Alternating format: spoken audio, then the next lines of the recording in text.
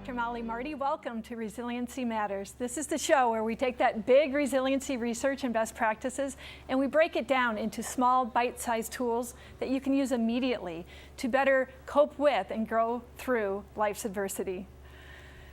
If we could share with you simple tips that help you strengthen a child to make a child more safe while making your life more meaningful, would you spend the next 28 minutes with us? If we could share a simple reminder in the next few minutes that is based on years of resiliency research, would you hang out with us? Who is us? I'd like to introduce you to my friend, Jennifer Holub Tischer, newlywed. Jennifer is the guidance counselor at Mount Vernon Middle School, and she is part of the crisis response team. Mount Vernon, Iowa has been through some great challenges over the last couple of years. In the 2010-11 school year, we lost 3 students to suicide, and you've really been on the front lines to that. So we are so appreciative of you being here today to share with us your lessons and your guidance. Thank you. Thank you. It's nice to be here. Thank you. Thrive Mount Vernon. Let's start there. The Community Resiliency Project is working with Mount Vernon as its first pilot thriving community. Tell us about Thrive Mount Vernon. Thrive Mount Vernon to me is really a community-based effort to address resiliency throughout the community, both collectively as a community itself and then throughout the individuals involved. I see it driven primarily by adults versus kids without disregarding their input. Of course, we want to get them involved as much as possible, but it's primarily adults that are working together to build resiliency. We're relying on the Community Resiliency Project for a lot of leadership there. And then you talked about the kids side to it, and we do have that organization as well that kind of resides in the school, Thrive Mustangs. Mm-hmm. So tell us about that counterpart. Thrive Mustangs is really important to me, especially as the school counselor. I've struggled over the years to sort of capture the concepts that we really focus on as a school district, and as most people are aware, in recent years we've really expanded sort of our the breadth of issues that we address as a school district, and it can sometimes feel overwhelming. So Thrive Mustangs is a great way for us to sort of create an umbrella or brand name for what we do in regards to students as whole persons. It includes academics, of course, as a school, but also it addresses every part of their life: personal, social, emotional health, communication, and then trusted adults is a really important part of that. And we're going to be talking more about trusted adults this half hour. You have come up with a campaign, and I remember we've had many meetings, but I remember that meeting where we were trying to boil down the EASY model: engage, connect, challenge, enrich. Years of research going into that model, and we tried to boil it down in a way that kids would understand it, that it could help mobilize the community. Tell us what campaign we've come up with and what is going on with that.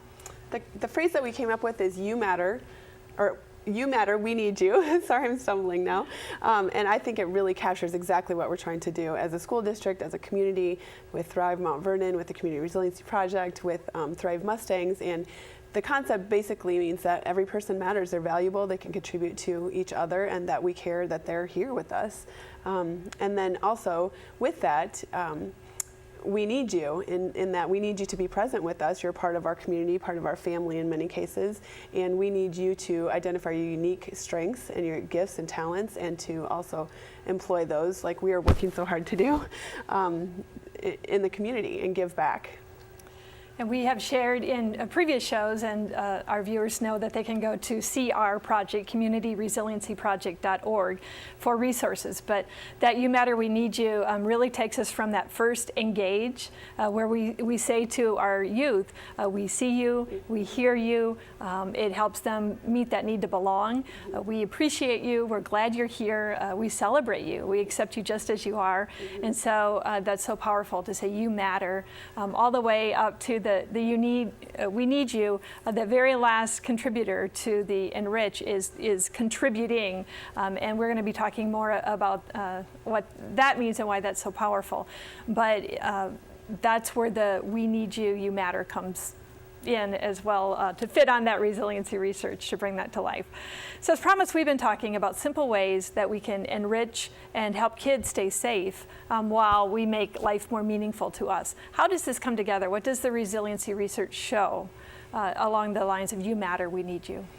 The research really shows that as people contribute to others, they also are contributing to their own well-being, and that we can encourage people to be involved and get a double whammy effect, both for the giver and the receiver. And I'm just thinking, over the past winter, I have 3 little boys, and they went over to the neighbor's house, unbeknownst to me, and began to shovel their driveway. And I can distinctly remember one of them, he's 7, saying to me, "My heart feels really good when I give to other people." And yes, it does. And we all know this cognitively, but when we actually employ our time and our skills, it really brings a big payoff for everyone involved. And so part of this campaign is really to provide a structure, a system, a way that we take that research and we make it doable. We make it, to borrow the Blue Zones, the easy choice, the right choice, the easy choice. And so that's behind the You Matter, We Need You. We started in Mount Vernon with Light It Up camps, leadership camps. Let's talk a little bit about how we started to communicate this message to our youth. Mustang leadership camps are kind of the camp idea itself is not unique, but it's sort of unique for a community to be establishing organized activities where students can come and learn leadership skills. And our idea is that every person can be a leader with their own unique abilities and skills to someone or some people. And so we provided these opportunities, and we will continue to in Mount Vernon for students. We have kids as young as 1st and 2nd grade that show up. So we sort of targeted to 3rd through 8th. People are really excited about it, and whole families will come and join in. We do a lot of fun activities that are centered on the very concepts in the ECCE model, and the You Matter, We Need You campaign. It really is a nice accompaniment to that. So one example that stands out to me is the Light It Up project that we did with one, and that's where we gave the kids sheets, and we started out and we asked the questions, how many of you know something that just lights you up? It could be a sport, it could be an art, it could be writing, it could be music, it could be anything.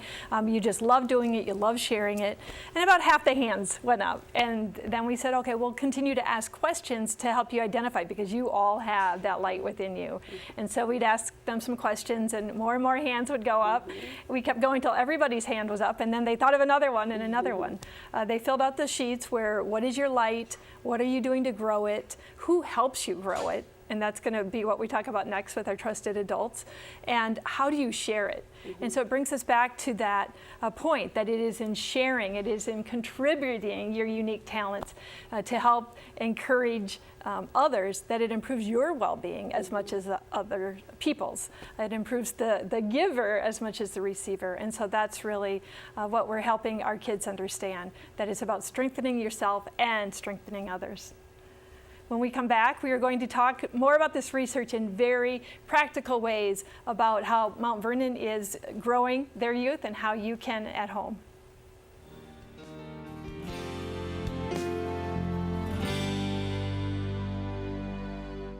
Hey, I'm Anderson Cooper. As a parent, you want to make sure that your child knows how to deal with bullying when they see it happening. And chances are they want to help, but they don't really know how. I'll teach them that the best thing to do is calmly walk away, find a teacher or other adult, and speak up. And do your part. Be that adult they can talk to and trust will listen. Join me to help stop bullying. Go to stopbullying.gov to find out more.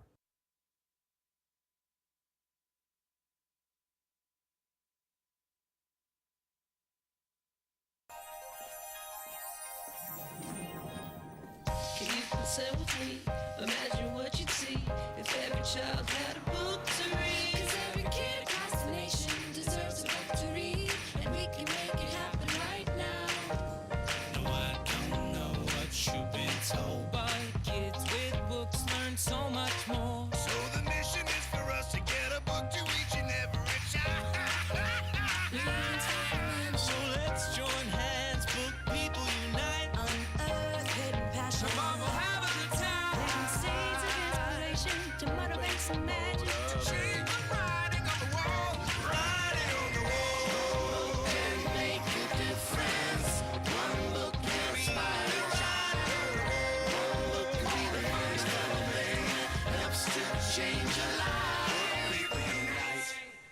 Read to a child today and spark a lifetime of ambition.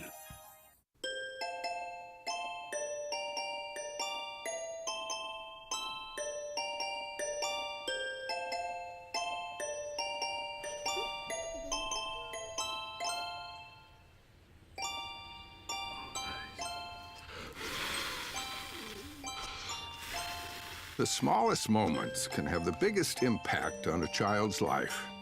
Take time to be a dad today. Call or visit fatherhood.gov to learn more.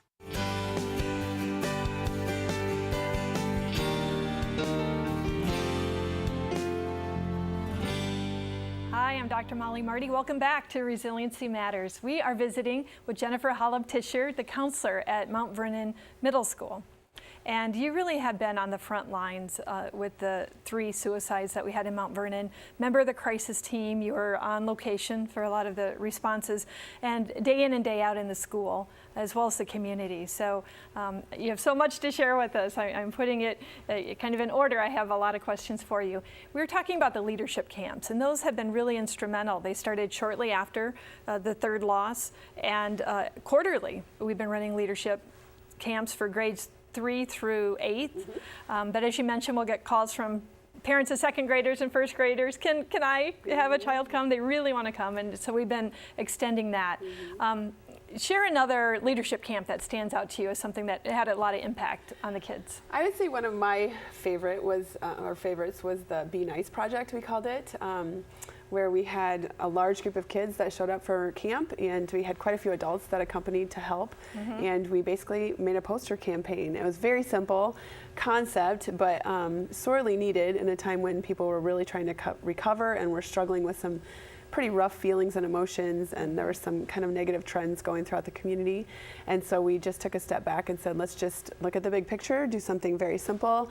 And so they made some beautiful posters, really creative, and they were, really excited about it. It was so fun to do them. And then the best part was we got our walk-in shoes on and walked downtown as a big group and asked businesses to tape them in their windows in support of the Be Nice project.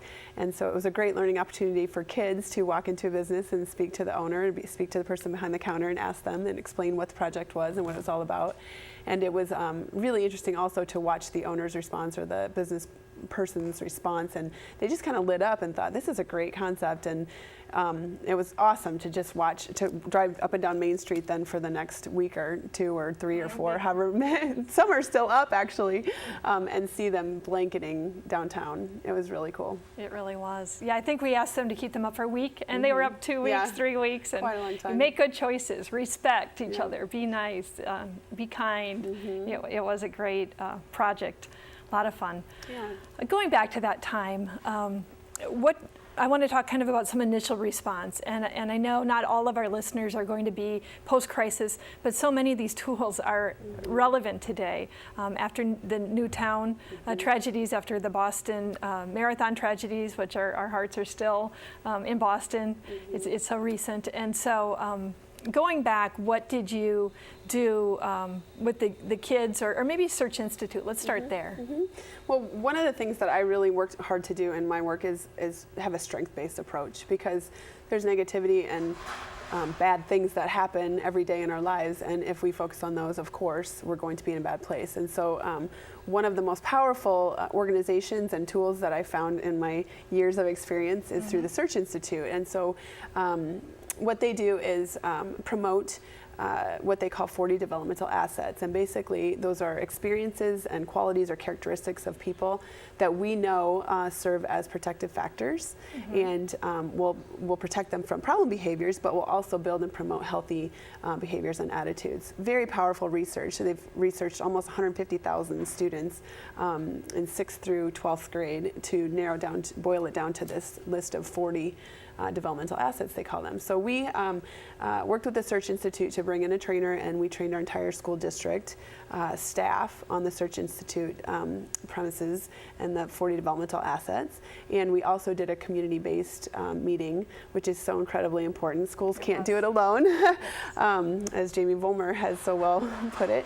And so that was really sort of the kickoff for a lot of these different initiatives, including the Leadership Camp, and even, looking back, Community Resiliency Project and the Mustangs Thrive and Thrive Mount Vernon. So it was a really good jump start for us.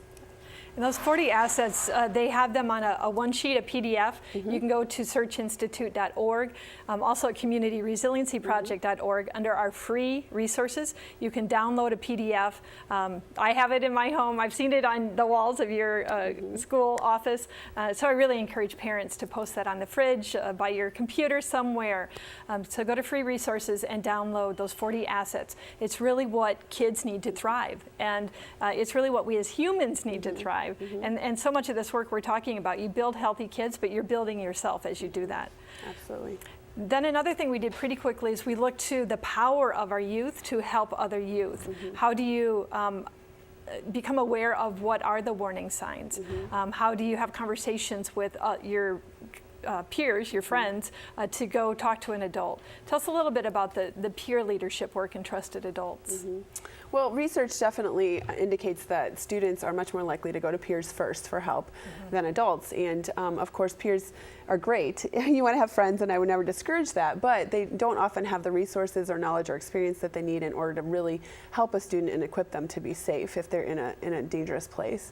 And so, again, back to research, the wealth of research shows, across different practices, if you're talking social work, if you're talking resiliency, if you're talking education, any of those would indicate that building relationships with trusted adults is critical.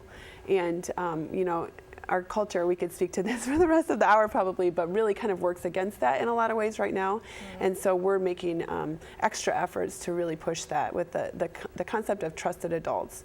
The research shows that kids really need 3 or more aside from their parents, in addition to their parents, in order to be the best that they can be. Yeah, and we have these cards I know you print up, and we again have this at the website. We'll share a picture here of this tree of trust that the art club put in the middle school on the wall, where kids identify who are their trusted adults. And this is also a business card that you have created for your peer leaders, where they can list their trusted adults, their cell phone numbers, and so when they have a friend in trouble, they can say, hey, this is who I talk to. Would you trust